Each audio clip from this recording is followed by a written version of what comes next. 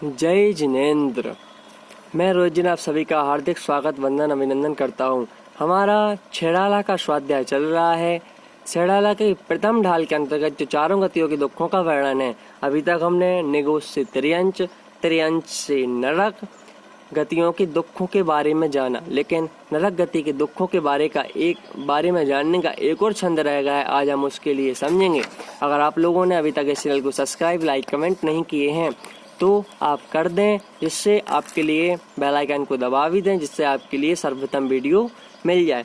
चलिए हम देखते हैं। आज कल तक हमने समझ लिया था कि नार की जीभ को इतनी उन नरकों में सर्दी गर्मी लगती है, उनके इतने टुकड़े टुकड़े किए जाते हैं, वह असुरों कुमारों द्वारा भिड़ाए जाते हैं। सेमर नाम के वृक्ष रहते हैं, बैतरणी नाम की खून और पीप की नदी भी रहती है।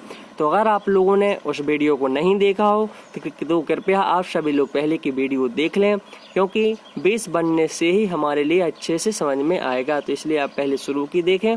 फिर आज हम समझते हैं छंद क्रमांक 12। नरक में भूख, आयु और मनुष्य गति की प्राप्ति कैसे होती है, उसके बाद नरक से निकलने के बाद उसके बारे में हम जानने की कोशिश करेंगे। चलिए सभी लोग किताब निकाल लें और हाथ जोड़ लें। 12वां छंद देखें प्रथम ढाल का। तीन लोक को नाज जुखाए, मिटे न भूख कड़ा न लहाए। ए दुख बहु सागर लो सहे, कर्म जोग ते नर गति लहे।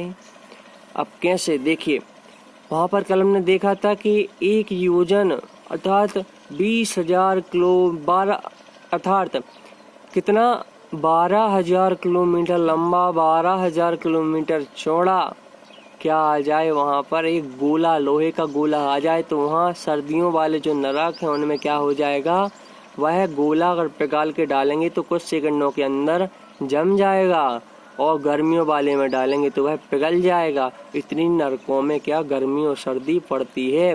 पूरे समुद्र का पानी भी पी लें तो वहाँ पर हमारी क्या प्यास नहीं बुझ सकती है। और आज हम देखते हैं कि वहाँ पर खाने के लिए क्या मिलता है, क्या नहीं मिलता है। आज हम उसके बारे में अच्छे से जानते हैं। तो क्या कहा, तीन लोग को नाज जू खाए, अगर उस नारकी को 3 लोग का अनाज भी खाने को दे दिया जाए, मिटे न भूख कड़ा न लहाए। अर्थात उस नारकी को अगर 3 लोग का अनाज भी दे दिया जाए फिर भी उसकी भूख नहीं मिटेगी। सोच लें, तीनों लोग ऊर्ध अधो मध्य।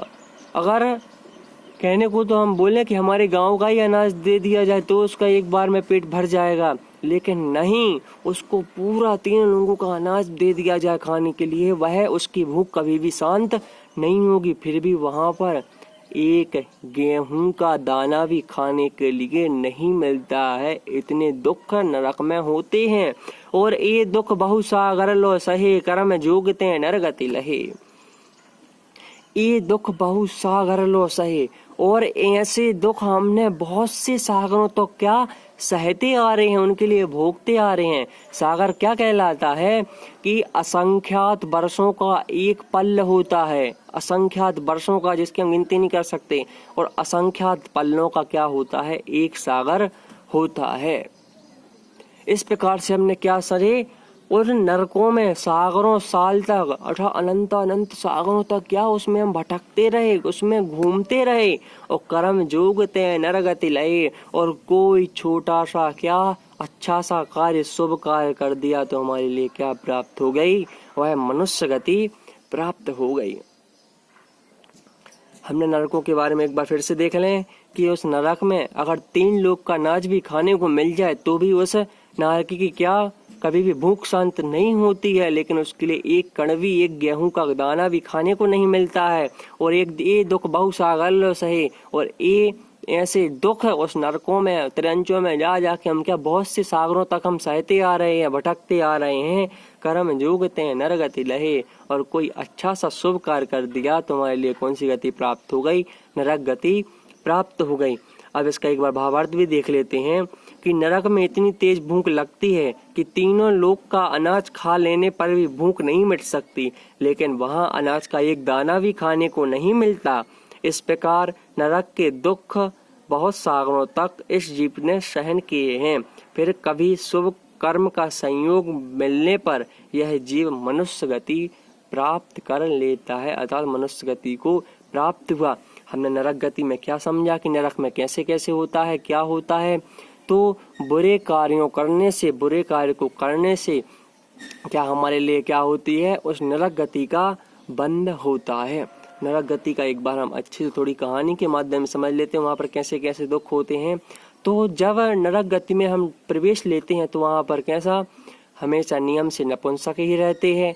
और वहाँ की जो प्रवेश करते हैं वहाँ पर जन्म हमारा छोटा सा नहीं होता है, डायरेक्ट सैया का जन्म होता है, बड़ा जन्म होता है। कम से कम उसको मान के भी चलें तो कितना, 18 से 25 साल के बीच का, इतनी आयु का हमारा क्या वहाँ पर जन्म हो जाता है। वहाँ पर ऐसा नहीं होता 1 2 3 4 साल, नहीं, ऐसे बड़े बड़े नहीं होते हैं, मतलब छोटे से बड़े बड़े होते जाए।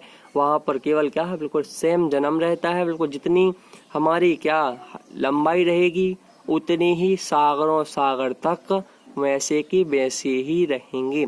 इस प्रकार के देव होते हैं वह, उनका भी जन्म ऐसे ही होता है, लेकिन उनकी कभी ना तो दाढ़ी आती है ना कभी मूंछ आती है। उसके लिए हम क्या देव गति में क्या समझेंगे और अच्छे से समझेंगे। लेकिन अभी हमने क्या नरक गति के बारे में जान रहे हैं।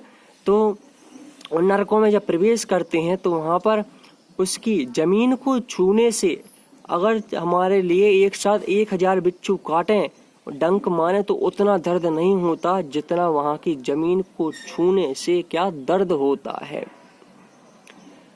और हमने देखा कि नरक गति में इस प्रकार से दुख होता है। अब वहाँ पर हमारे लिए छेदा जाता है, भेदा जाता है, हमारे लिए काटा जाता है, तिल तिल के समान, तिली के समान हमारे टुकड़े कर दिए जाते हैं। जब हमारे लिए वहाँ पर प्यास लगती है तो वहाँ पर खून और पीप की नदी, बैतरणी नदी बहती है, तो हम उसके लिए जैसे ही उसका पानी हाथ में लेते हैं और पीते हैं तो उसमें क्या कीटाणु रहते हैं। वह जीव इतने भयानक होते हैं कि हमारे शरीर को फाड़ के बाहर निकल जाते हैं और हमारे लिए उसका भी अनुभूति, उनके भी दुख की अनुभूति होती है। और जब हमारे लिए वहाँ पर गर्मी वाले नरक में जब सेवन नाम के वृक्ष रहते हैं, वहाँ नरकों में वृक्ष रहते हैं, तो हमारे लिए गर्मी लगती है तो हम क्या उन पेड़ के नीचे बैठते हैं। लेकिन वृक्ष के जो पत्ते रहते हैं किसके समान, तलवार के समान रहते हैं। और जब जैसे ही हम उस वृक्ष के नीचे बैठते हैं, वह तलवार के पत्ते, तलवार की धार के समान पत्ते हमारे शरीर को क्या छल्ली छल्ली करते जाते हैं। अब नरकों में ठंड और क्या गर्मी इतनी बढ़ती है कि वहाँ पर बताया कि 12,000 किलोमीटर का गोला, 12,000 किलोमीटर का क्या और इससे ज़्यादा भी लगा ले हम, तो वहाँ पर अगर गोला, लोहे का गोला गिरेगा तो ठंड वाले नरक में गिरेगा तो वह क्या हो जाएगा, अगर पिघल के गिरेगा तो जम जाएगा कुछ सेकंडों के अंदर, और गर्मी वाले में गिरेगा तो क्या वह पिघल जाएगा। इतनी भयानक वहाँ पर ठंडी और गर्मी होती है। और हम आगे देखें, हमने देखा कि वहाँ पर उस नरक में पूरे की पूरे समुद्र का अगर हमारे लिए पानी पीने के लिए मिल जाए तो भी वह क्या, वह हमारी प्यास नहीं बुझ सकती है।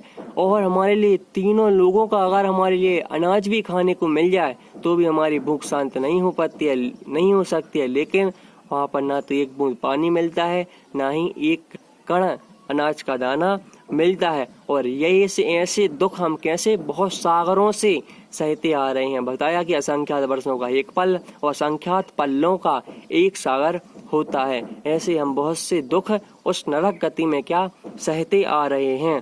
और फिर हमने कोई सा भी अच्छा शुभ कर्म का हमारा बंद हुआ तो हमने क्या मनुष्य गति में जन्म ले लिया।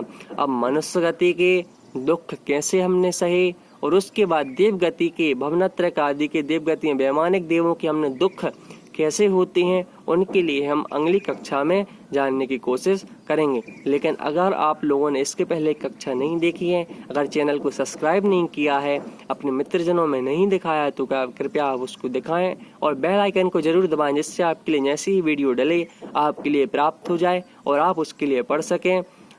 क्योंकि अगर हमारा ज्ञान आपके लिए जाएगा तो हमारा ही बढ़ेगा, और आपका दूसरों के पास जाएगा तो आपका बढ़ेगा। इस प्रकार से हम धर्म को पढ़ते रहें, धर्म की प्रभावना करते रहें। सभी के लिए जय जिनेंद्र। मैं आशा करता हूँ आप सभी लोग इस लॉकडाउन के अंदर स्वस्थ रहें, अच्छे रहें और सभी से मिलते जुलते अपने परिवार के साथ बने रहें। सभी के लिए एक बार पुनः जय जिनेंद्र।